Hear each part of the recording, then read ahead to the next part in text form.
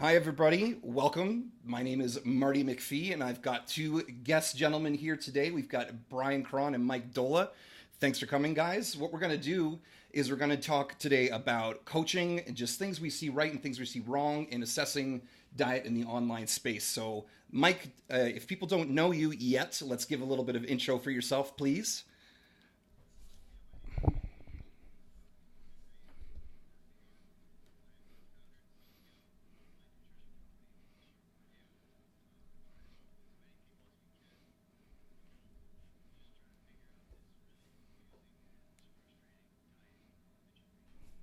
Yeah, awesome. Yeah, you've done wonderful things. You've been in business how long now? Yeah, just over 4 years, and you've built up to multi 15 figure business. Just kidding, but you've helped a lot of people get jobs too. You've helped nutrition get out there into the world, and I think everything you guys are doing is pretty damn awesome. And so, Bryan, give a little blurb about yourself too. What have you been doing for a while?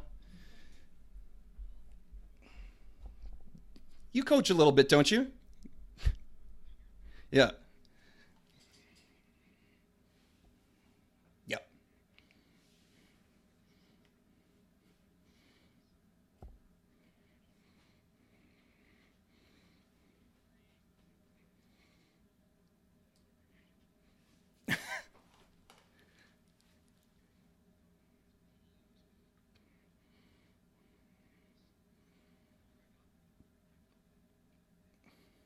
Yep.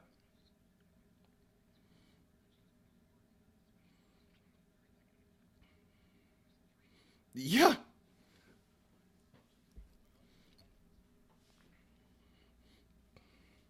Mhm. Cool. In just case anyone doesn't really know too much about myself, I've been coaching now for 11 years. Started out just like Bryan, personal trainer for a bit, and then got into online contest prep coaching and kind of, yeah, I would say right down the middle between lifestyle coaching and contest prep coaching, specializing kind of in girls.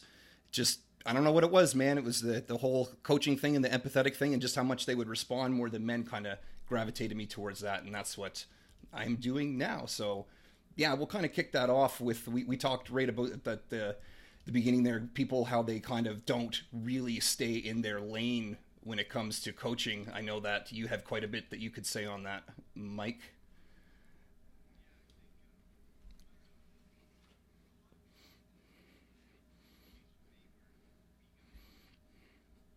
Yeah.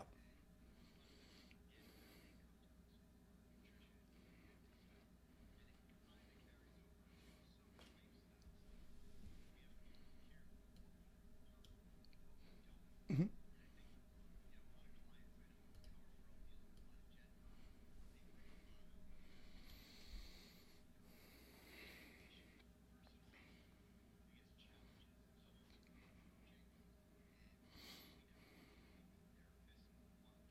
Mm.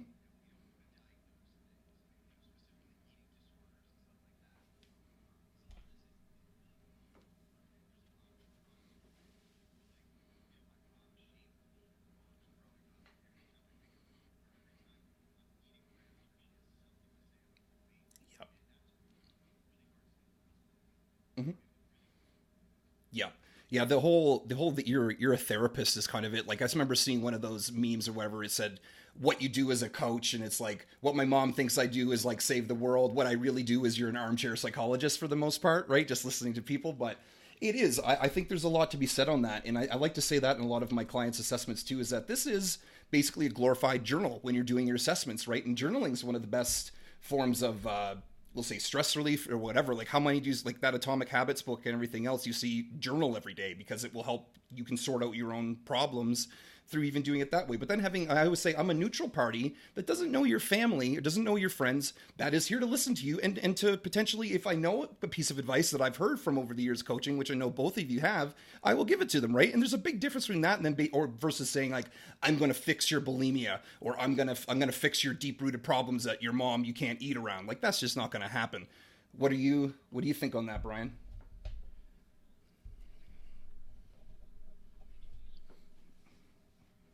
Mm-hmm.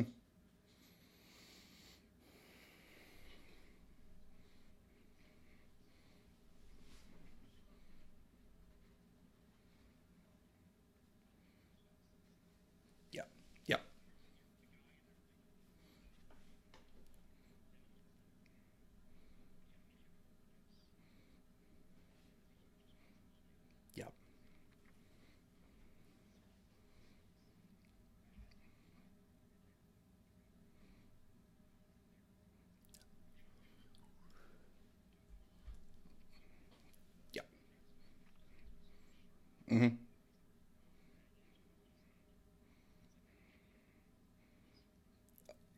Oh yeah.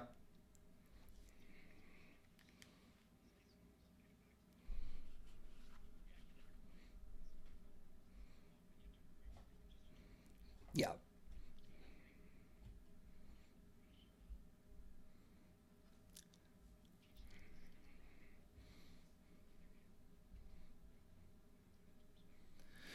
I think too, because we have such a lot of power. You have to think. We start. The client starts out. Of course, they're going to get the newbie results or whatever. They're, let's say they're overweight, or let's even say they're not. They just clean it up, and now they're seeing all the success that they attribute to yourself and to our plans as coaches. And then before you know it, they have that trust. So you can't abuse that trust, because if you do, like, and that's when we get that the Dunning Kruger effect, like we said. Then all of a sudden you think you could save the world. You think you're He-Man, Superman, and before you know it, yeah, you're trying to solve their relationship issues.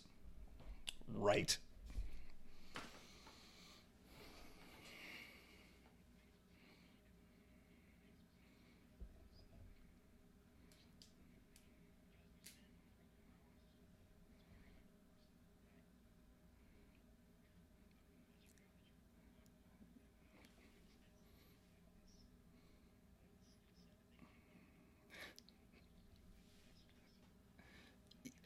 Yeah.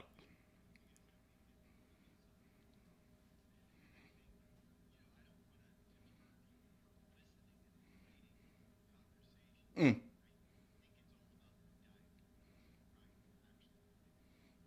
Oh yeah. It's like if you were to have someone and they say to you that they're feeling this way and then they're feeling that way, and you go, "Oh, I'm pretty sure you're bipolar." Who are we to say this, right? Yeah. Like, I don't know. Yeah, I would say that would be one of the mistakes that I've made when I was younger. I call it young man syndrome. I was telling you guys before we started, is that, yeah, like I had a little bit of that when I was 21, 22, thinking I was Superman, and that I could give a little bit of advice there, and I did. I had a train wreck of a lady that was not only anorexic but bulimic, and I thought I could help her, and it was outside of the scope of my practice. And I'm glad, like, nothing severe ended up happening in terms of her being in remission or whatever, but I thought that things were going good, and of course she was lying about things, because that was classically how she dealt with things. But then that was such a damn good wake up call for me, because I was like, okay, Marty, you don't know everything. You're never going to know let alone this. This isn't my. That's not my arena, and I should not be having my hat in there.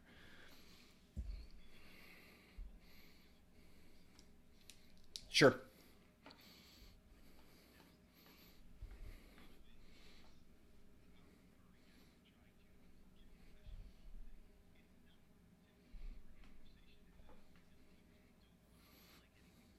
Mm.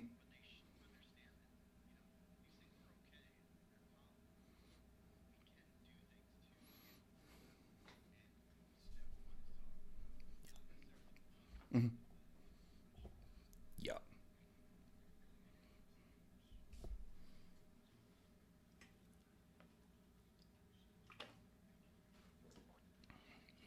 Yeah. Mm-hmm. Yeah.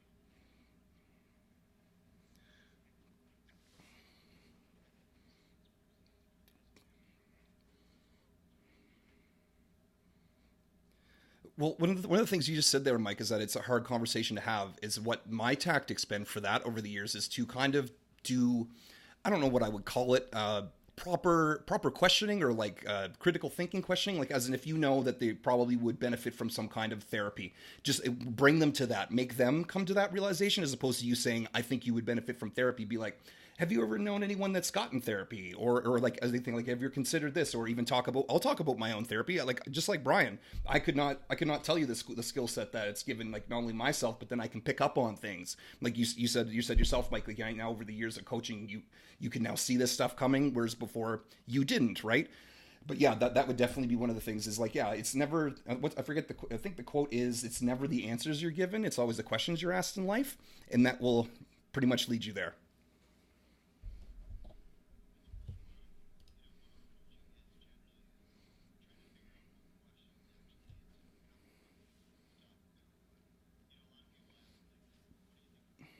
Sure.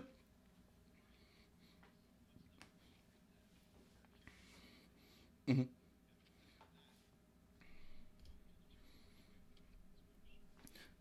Oh yeah.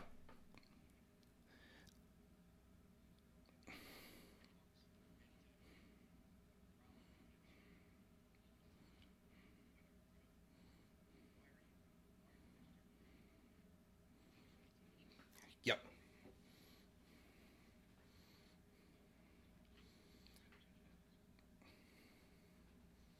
Well, there's a huge difference between fitting in and belonging.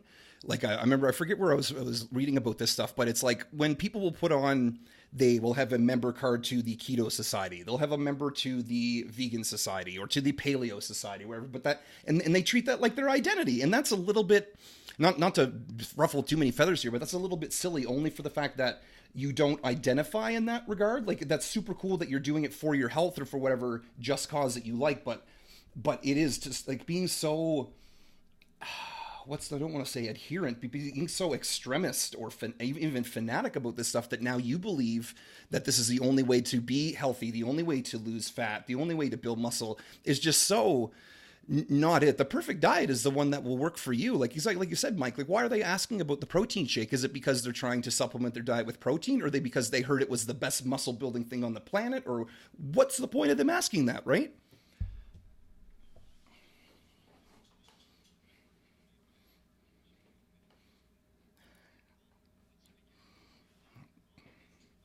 Yeah.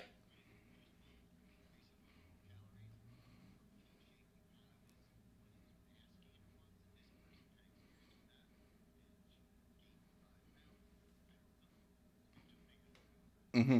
Oh, and that's the proper education at the time it's needed is something that we need to be very aware of too. It's called the information dump, where basically if you kind of give someone everything, you tell them what shoulder abduction is, you tell them what leg extension is. They not only do they not need to know that, but that's going to overwhelm the living heck out of them. Like it's stuff that we would consider easy. Like I know that looking at a banana is 30 carbs. That's just me because I've been doing it for so damn long, right? But now the average person, they're going to ask you, is banana a carb?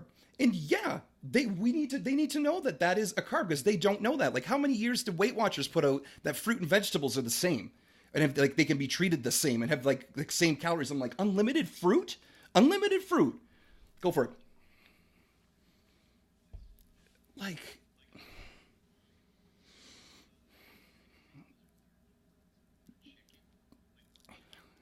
yep, yep.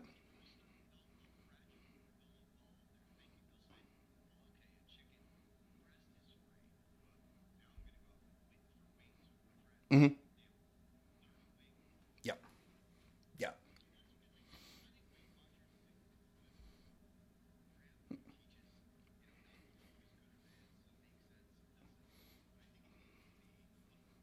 They've evolved quite a bit, like since their point system. Like now I know they do, like either something still points, or but they do base it off macronutrients now, which is great. And they've cleaned it up too. They no longer have the fruits and vegetables, I think, in there, or they, at least they put fruits over with carbohydrates. But that's my bigger issue with a lot of those bigger companies, is that they don't really teach you anything.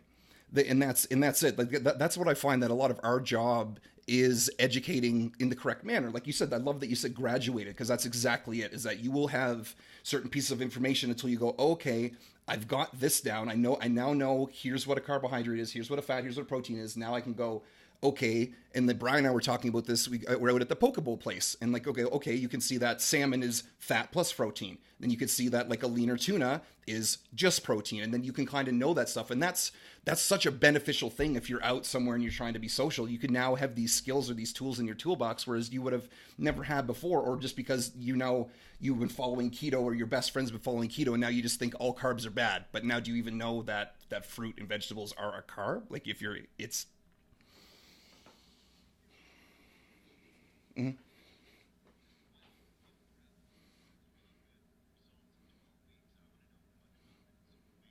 yeah,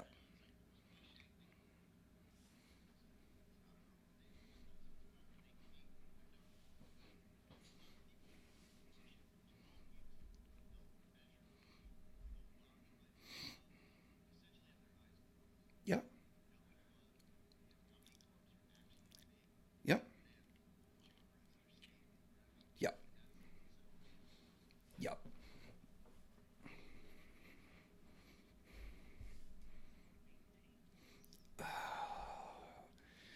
Yeah, they're at 1 week out and they go, you know what? This is where I'd like to sit for the next 12 years.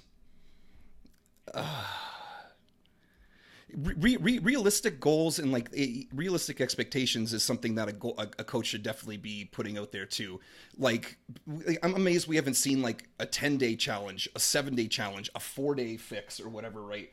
I remember back in the day, like SNL was making fun of 7 minute abs. They're like, now have 6 minute abs. We'll give you everything those 7 minute guys got in a minute back, and it's just got to the point of being outrageous. And these challenges, like, what are they teaching you, right? Like. Mhm.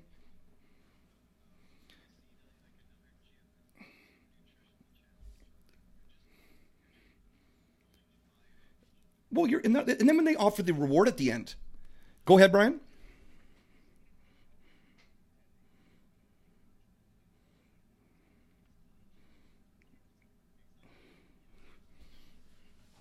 Yeah,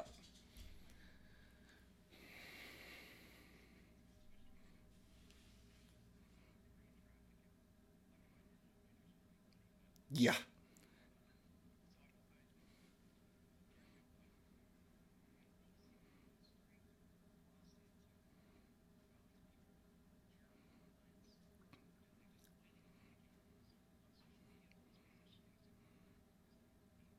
Hmm.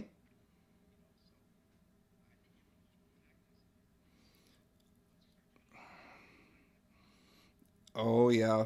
Or a number or a dollar sign, which is even the worst thing, right? Like Mike, you said something really good before we even started here. Was you need to actually know about nutrition before you know about business. You know what I mean? Like actually be damn good at the job first before you start.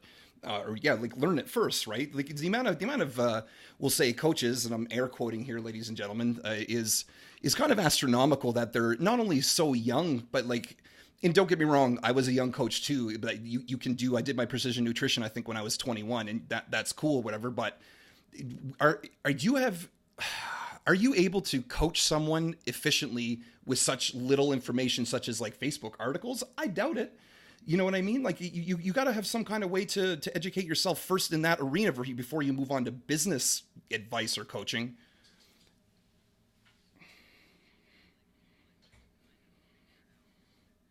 Mm,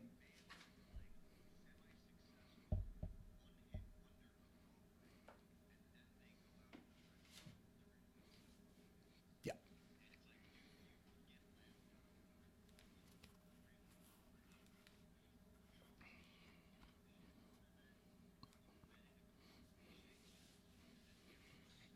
Hmm.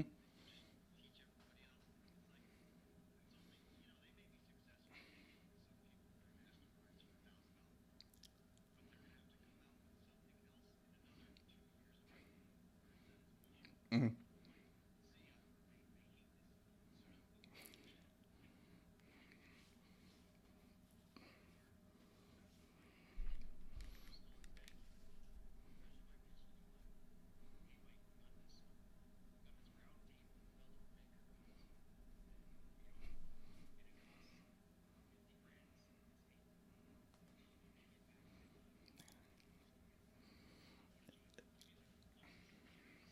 Yeah.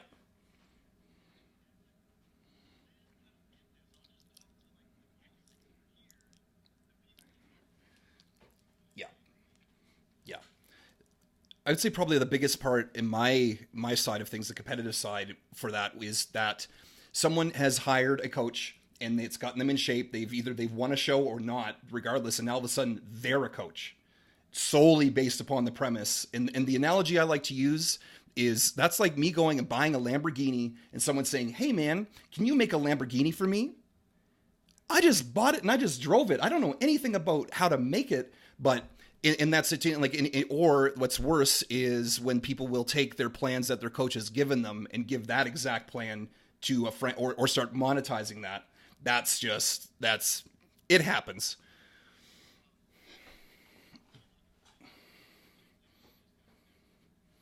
Mm-hmm.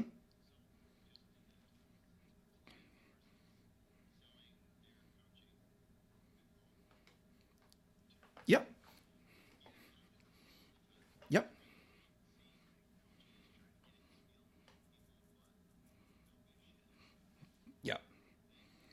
Oh,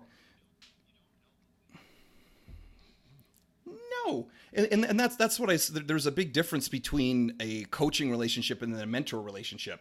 Like I've hired more bodybuilding coaches than I care to share to remember before I even started to put people on stage because I didn't know the systems. I didn't know any of that. And then how I did it was the front desk girl at the gym that I was working at the time in 2011 was thinking about doing a bikini show. And I said, you know what? I will coach you for free. This is my first time and you're going to be like a test drive. Is that cool? She goes, yeah, no problem. And then that's, by screwing up and whatever, it brought me to the point of getting better at that stuff. Right. And then you kind of wield it as you go, but that it was being very transparent with that. Like I see a little bit, almost too much of that, or you're a diet coach. And then before you know it, you're giving people programs off of bodybuilding.com. And now you're a training coach. Like that's so insulting to people like Bryan, that's their arena is building training programs that are deadly and perfect. Right.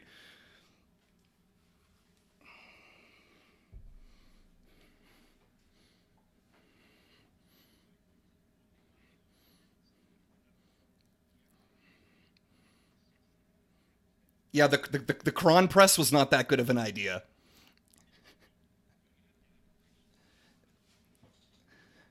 Yeah, that pre-workout Viagra never really panned out for you in your magic secret supplement book. Yeah, that's funny.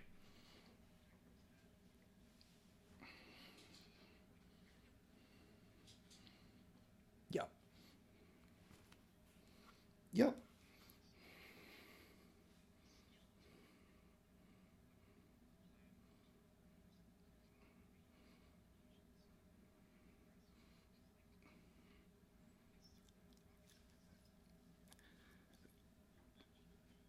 yep,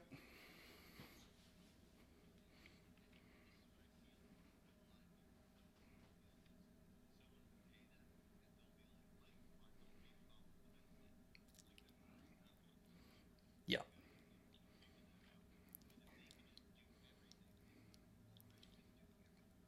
yeah,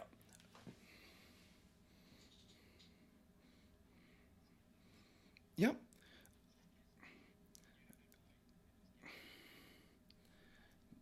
Oh yeah.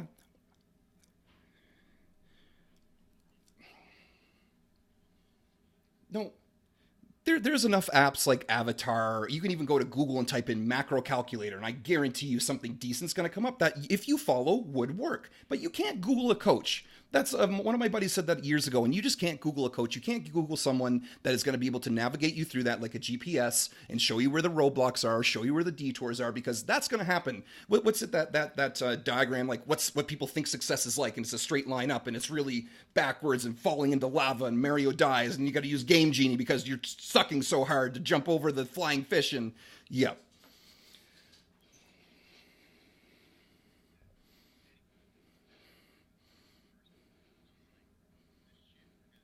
Mm-hmm. Yeah.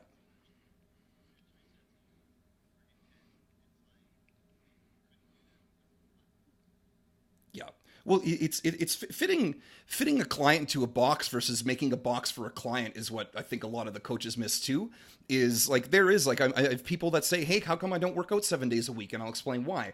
Or there'll be only people that can work out 3 days a week because of their job. Could they work or should they work out four? Sure, it's just that's not going to happen because having them be overwhelmed. Like here in Alberta, there's so many guys that will do these like 21 and 3 shifts where they're off for 3 days and they're doing 12-hour work days and they can only work out maybe twice a week and has to be some kind of full body thing tailored to them. And that's ideal for them. That's not optimal for them, but that the coach has to wield that and not, like you said, put them in this bar. They just make this 5-day week program, go, why aren't you following this? And then come to you and ask you, Mike, as the boss, how come this person's not doing this? You take one look at it, go, because you're fucking killing him. You're making him try to do too much. He's not even sleeping 4 hours, and you're expecting him to cook everything, and he's in a camp doing this. It's like that's coaching, is having these skills, these tools that like, and this is my mom always said this too, is when because she was an elementary teacher, she goes, here's the wildest thing about teachers colleges, there's never a course on how to teach. Because and that's the thing, that there's no like, there are some decent information and materials out there about learning how to coach, but it's something that has gained over the years. And I'm telling you, if anyone's a newer coach or thinking about being a coach, you are going to screw up, and you're going to screw up lots, and that's okay. Just learn from those screw ups.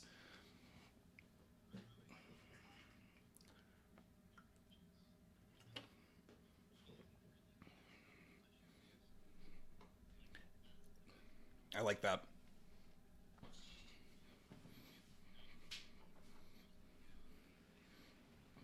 Mm. I wrote a post a while ago about two different really things I used to see, especially when personal training, the drill sergeant versus the cheerleader. And here's the thing is that neither one of them work very well, let alone for everybody. Like what was, I think that was like the last 10 pounds with some boot camp dude that was literally from the ex-army, and he'd just be screaming and spitting in people's faces, and some people love that. Most people don't really want to see that, but that's literally why they called it boot camp, because after the army. And then the cheerleader is when you see people do nothing but everything is a rah rah or so celebrated, or which is can be so, especially if they're celebrating failures, is just not it. Yeah, I can't stand it. Like I would see, like maybe it's me being anti-positivity, but I'd see like someone, we had a trainer, she only lasted I think 3 days at the gym I was working at the time, but like after each set, high five.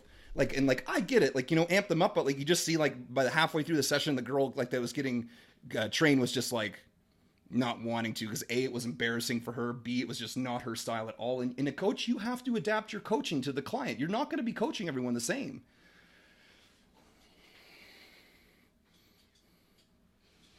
Yeah.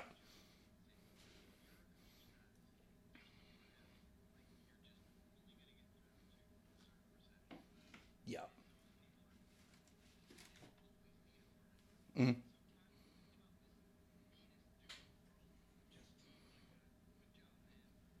Yep.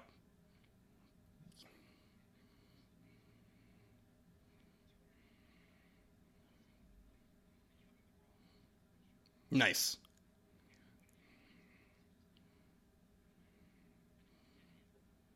Yep.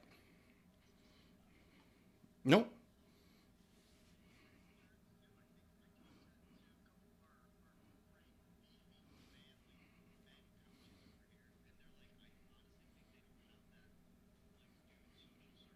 Mm-hmm.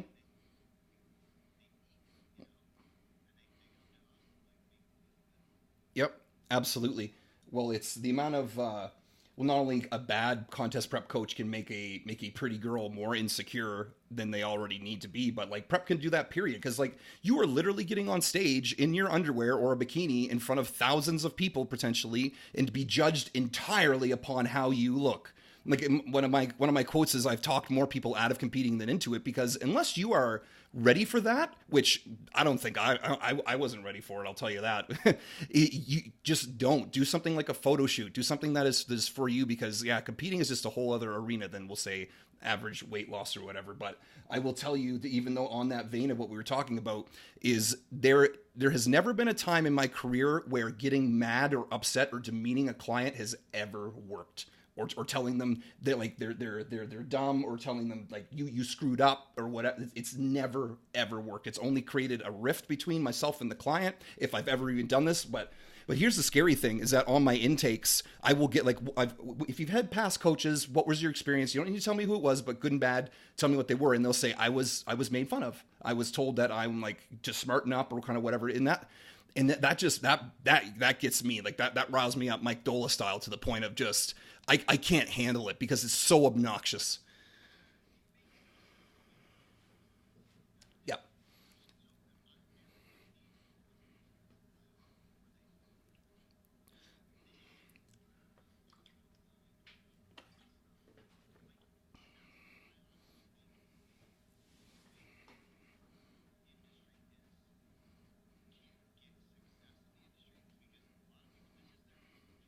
Mm.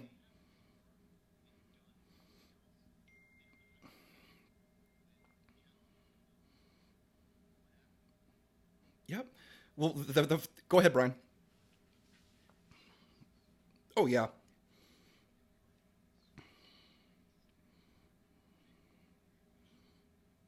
Hmm.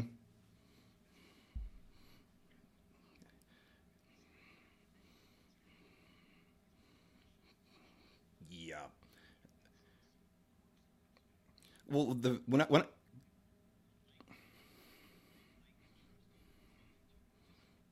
yeah, I say that they need three things when they're working with a coach to trust in. They need to believe in the coach, they need to believe in the program, and they need to believe in themselves.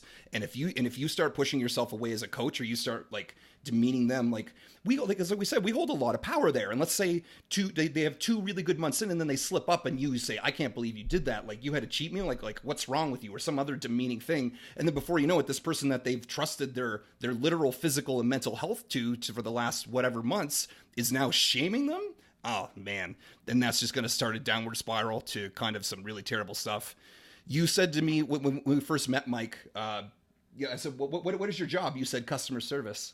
That was your literal, like when I first met you, that was literally it in Austin. I was like, that is bang free. I was like, I'm going to like this guy a lot.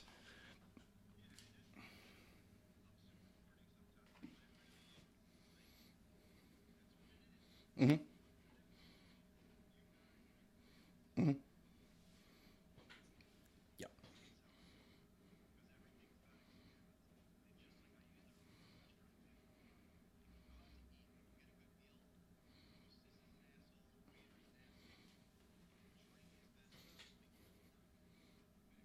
Yeah.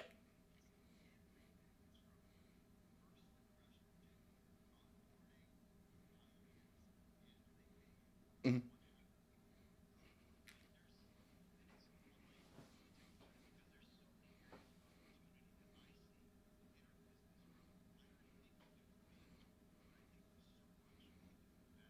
Mm-hmm.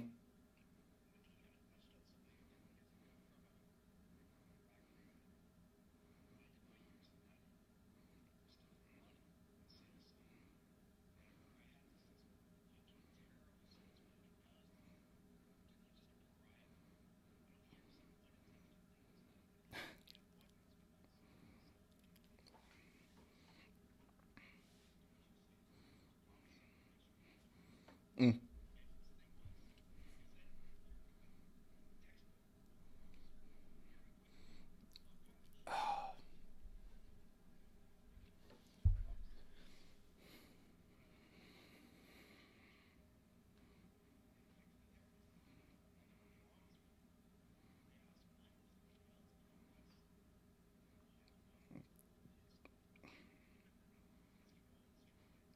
Mm-hmm. Yeah. They what?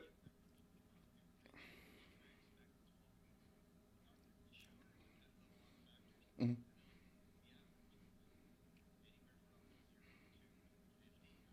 Mm-hmm.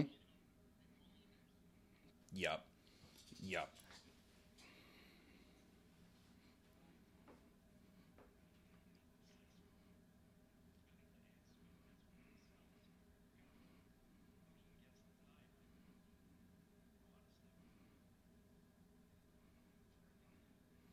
Yeah, I forget what that quote was. It's something along the lines of don't promise something the night before that you're not going to deliver the next day, type of thing.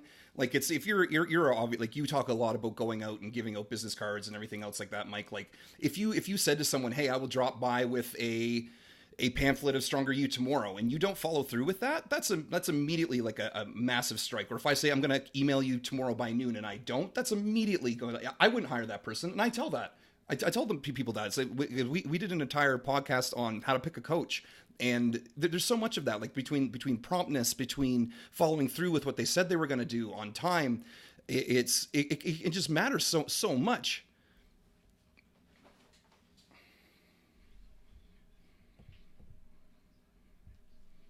Yeah.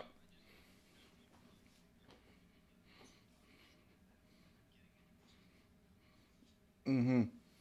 Yeah.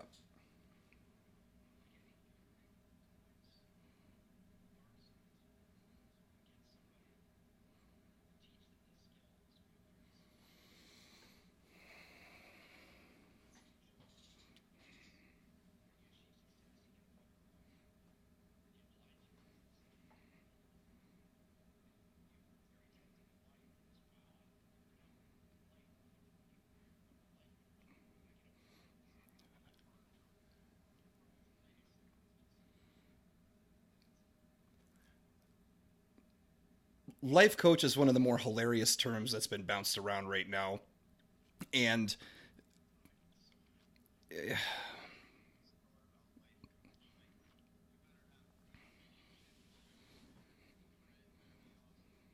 Mm-hmm.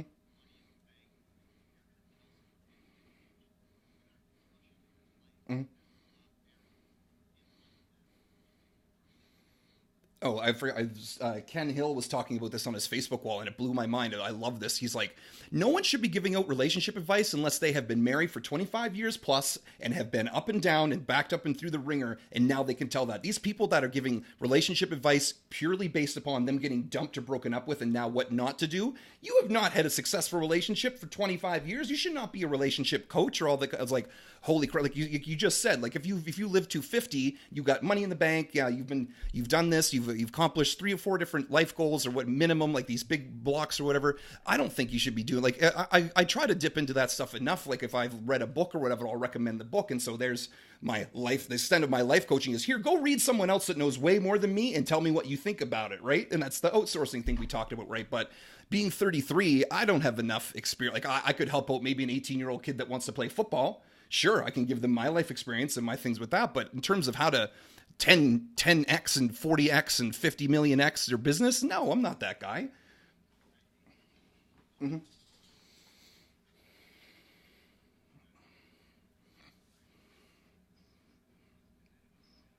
Yeah.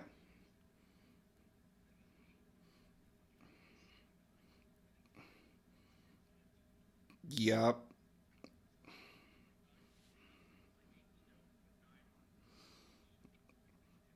Yeah, millennials, man, we got to jump over that. We got to hop to that 2 comma club immediately now. We want more commas. Yeah, yeah. Oh my god. Mm-hmm.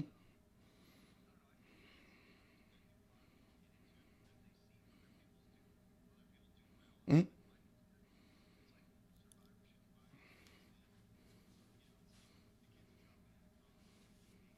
Mm-hmm. No. And if you get into this very firmly, I can say this: getting into this industry as a coach or as a personal trainer, whatever, don't get into this for the money.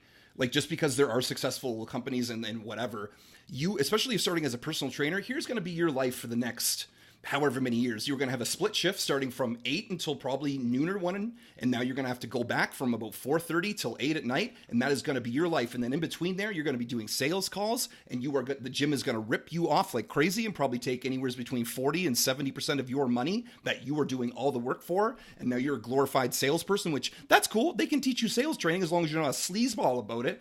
But like I was at one point when I hit it, when I talked to my first business coach, who's also my buddy Jack. He said, "Can you go write down how many hours you work a week as a personal trainer?" And I came back with him with 77. And he said, "Do you know how many hours my personal trainers work? 25 a week.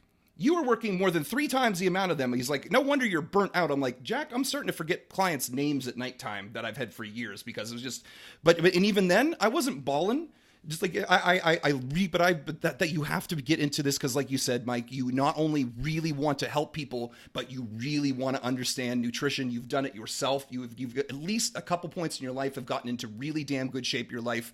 I know, Brian, you said at one point, if you don't have abs, you shouldn't be giving out nutrition advice, or if you've never gotten abs or something like that, which is, it's a little bit aggressive, but to the point though, like not putting it down entirely, but if you haven't had some kind of transformation or you haven't fought, like that's the whole walk the walk, talk the talk though, right? But yeah, between having customer service and then having done it yourself and having an interest in learning and teaching nutrition, you shouldn't be doing it.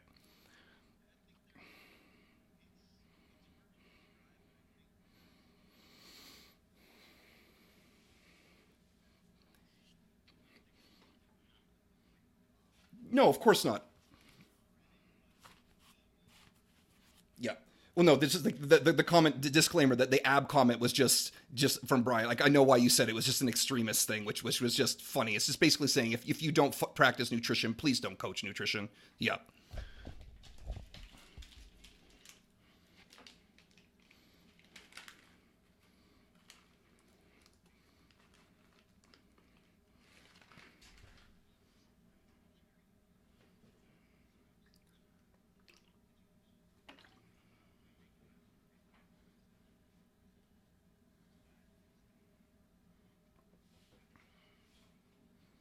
Mm-hmm.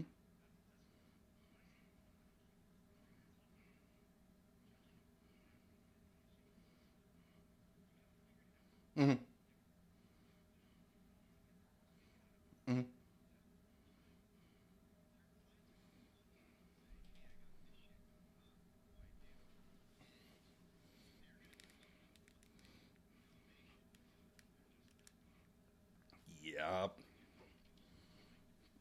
Oh, it is that's when. Yeah, I remember I competed twice, did terribly, but the reason why I competed is because now I can actually say I competed, and because in my line of work, when people haven't competed and they're coaching competitors, it almost seems like blasphemy to me in a weird way. It's just it doesn't make a lot of sense to me, and so how would I be able to tell someone what backstage is like and how to act backstage if I've never done that before at least once myself? All right. Well, guys, do you have anything else to add here? We're coming right up on 40 minutes. Yeah, man. Bryan, awesome. Yeah, I know you're always having a delight. That's right. Well, everybody, thanks for tuning in to the Bryan, Mike, and Marty special, and hopefully we'll get something going again here. Thanks, guys.